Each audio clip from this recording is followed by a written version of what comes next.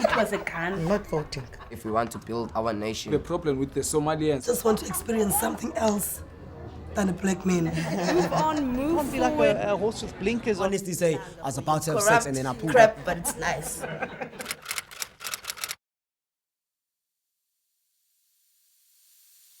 My name is Noor Ahmed Bawa. I'm 26 years old. I currently reside in Hout Bay and I'm from Rylands. My surname is El Muzin, sorry. My second name is Daryl. So I reside in Hout Bay area, Hout Bay 26, Marlin Crescent. My name is Kim. My surname is Benjamin. I'm currently residing at Goudbay and I live in Grassy Park. My name is Samira. I'm 26 years old and I am from Ottery-Witten. My name is Andrea and Andrew Jacobs, and I'm from Sultana Bay and I'm 31 years old. I was in grade 10. Started going to parties, and then my drug of choice actually was, my first experience was with methamphetamine. I started at 13, and after being rehabilitated for 6 months, I was 10 years clean. And then I started again in 2014. However, I then added on to the addiction with Mandrax and with weed. And it was just one excessive use. When I was 13 at high school, I started using crystal meth and Mandrax. It came through peer pressure, difficulties in the past because I've been abused and stuff, and that's why I started using. So at 18, I started using crystal meth and acid. I started drinking when I was 19, turning 20. Yeah, that's when I started. So it's been off and on since then. And then I was clean for like a year, almost 2 years. And then last year my granny passed away and then I relapsed again. Basically, there's many attractions, many reasons why people start, what attracts kids to drugs. Basically for me, it was, I don't know if you know the era of Paris Hilton and Nicole Richie, where they were very skinny and skinny was in the fashion. And like I say, I was attracted to being anorexic and also being a euphoric chaser because you get many different drugs that attracts people like heroin. People like heroin and weed. Then you get your slow users, and then obviously the ones that is the euphoric chasers, which is the E's and the meths and the cocaine. And so obviously for me it was because I was an anorexic. Meth is one of the things that attracts younger girls to, it enhances you to lose weight and become thin and all of that. So in my day, that was the attraction for girls, to lose weight and the excessive weight loss that you had. I was never exposed to drugs in the past, but as growing up as a child, we moved to another area and then I got exposed to different type of drugs and stuff. And the people around me, I actually looked at them as a role model. But then afterwards, like, I found myself doing drugs and stuff, and like, I couldn't believe it because they were doing it all around me. At first, I didn't know what it was, but then afterwards, I like got to know what it is, and I wanted to try it because I thought it was fun. But then when I actually realized it was actually not as fun as it was, I went to rehab, and like I've been in and out in the rehabs and stuff. I was depressed and I wasn't able to sleep.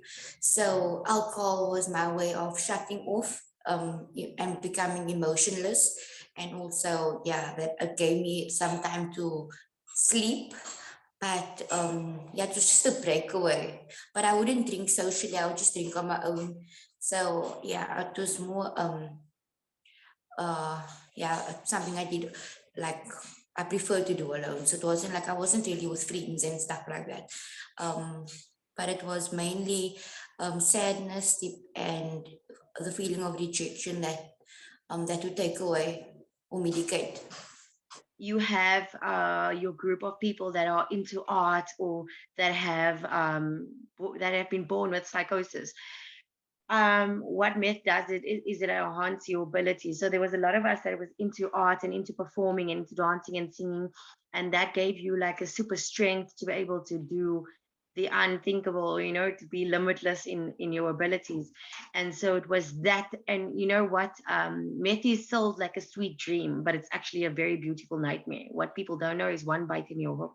The first thing I was looking was to fit in with the crowd because I had a personality that was a people pleaser.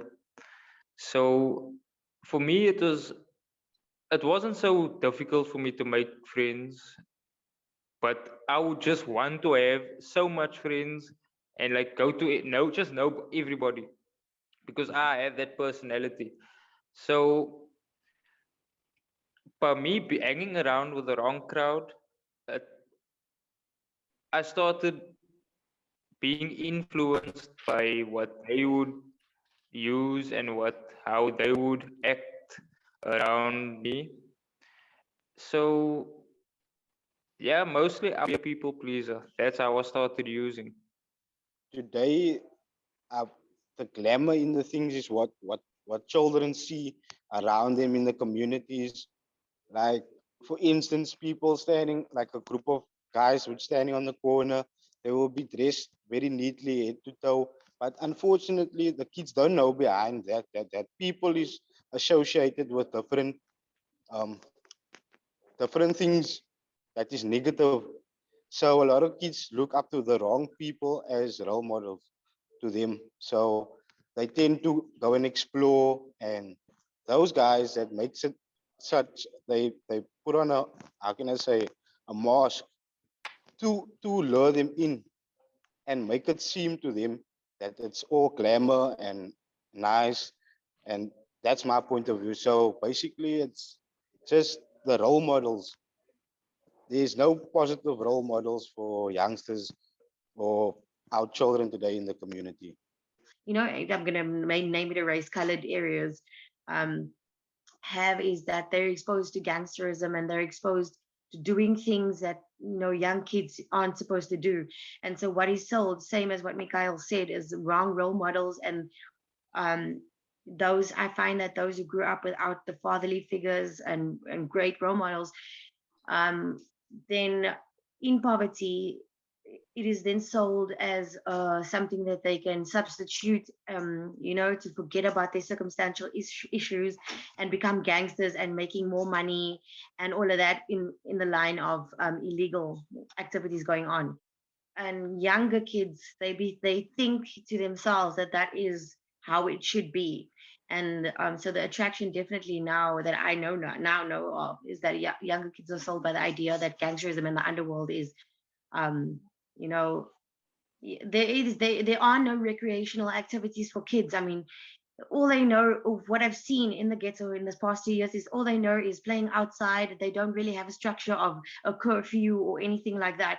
And I've heard a lot of parents, kids would come to cry by their mothers or fathers for comfort, and when they've been bullied, and they've then sent out to go and defend themselves. And I would hear a lot of the parents saying, "Why are you coming to cry by me? Go out and defend yourself."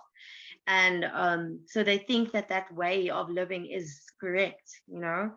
And what I also came to find is that a lot of parents are also using, so that they justify, parents are justifying it in the sense of then getting the addiction to kids. So and I've seen this. I've seen a mother ask her son, "Don't forget about the half a gram," like it was the half a bread that she's sending her son out to buy. So there's a lot of parents in active addiction. To me, it was wrong. I felt I didn't want him to know. I didn't want him to find out. So I was protecting it, and that's what caused me even to go further by not letting anybody know about it and know what I'm getting myself into and who I'm associating with and what. But I was a very open, as from young. I used to explain a lot to my mother when I started using what influence and stuff in the community. Then I started protecting it, meaning not telling her anything, and that's what made me go further. I have a I have only one parent, a single mother. She had no idea what was going on. I kept it a secret, hidden away from even my own friends, my neighbors, everybody, until it got unmanageable for myself, and then people started noticing that, yay, this guy, he doesn't look right. I couldn't share this with anyone because I was afraid of my addiction. So what I did was I used to buy my stuff, get my fix at the merchant, and then I would come back and smoke in my room. I was an introvert. I didn't like socializing, so I used to be alone all the time. But eventually my dad, he started noticing. But then I always used to argue with him and tell him that no, I'm not on drugs and stuff, and I tried to hide it. Eventually they found out, they took me for a drug test at school. So I went to Watubuma High School. They took me for my first drug test there and I tested positive. Then they sent me to a rehabilitation center in the observatory, and eventually my mom and dad found out. And yeah, but I never had the courage to tell them because I didn't feel I had the need to tell them because they would like be really angry at me and stuff. So I kept it to myself. I couldn't really speak to anybody besides my one auntie that's addicted to sleeping medication.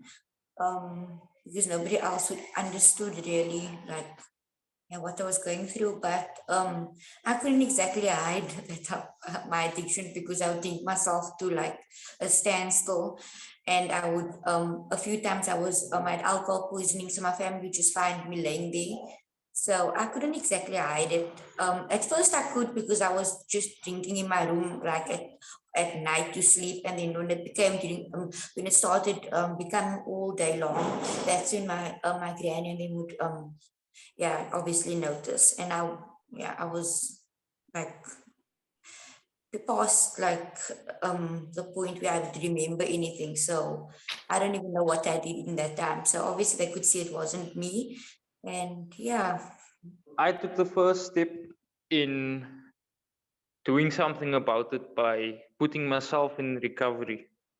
So the best thing I can do for society is putting myself in recovery in a rehabilitation center, making the first step in the right direction, and trying to give motivational talks to primary schools or high schools, letting kids also out there know that it's okay also to fall, and it's okay to get back up on your feet, knowing that you can get back up on your feet.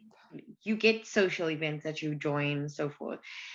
Should I be in a situation now where I'd be at a party, whatever, like Noor said, I wouldn't be at a party because that's a trigger for me.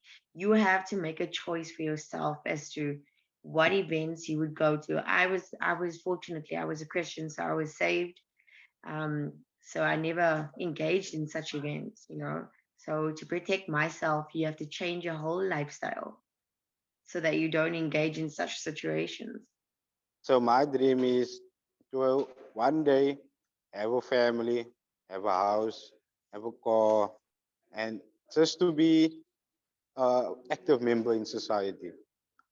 My dream is to become a social worker because I want to help all the children that is been through trauma and like, violence, domestic violence and such things. Yeah. My dream is to be successful, to be independent, and to make a difference in children's lives and look after old people as well. So taking care of people, and yeah. My dream is to just be clean and sober.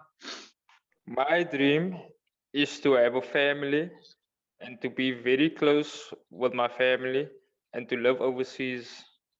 Amen.